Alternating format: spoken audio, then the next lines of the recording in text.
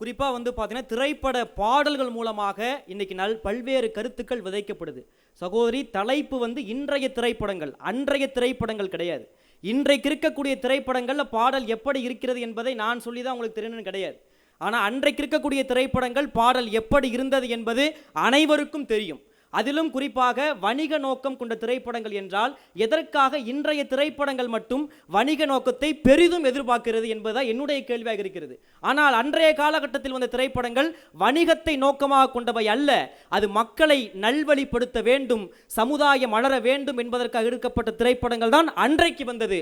ஆனால் இன்றைக்கு வரக்கூடிய திரைப்படங்கள் ஒவ்வொன்றும் வணிகத்தை நோக்கமாக வைத்து பணத்தை சம்பாதித்து எப்படி நாட்டை ஆள வேண்டும் என்பதைத்தான் நோக்கமாக வைத்திருக்கிறதே ஒழிய அன்றைய திரைப்படங்களோடு நாம் இன்றைய திரைப்படங்களை என்றைக்கும் ஒப்பிட முடியாது என்பதைத்தான் நான் தெள்ளத் தெளிவாக எடுத்துரைக்க விரும்புகிறேன். அதே போன்று சகோதரி பேசும்போது குறிப்பிட்டிருந்தார்,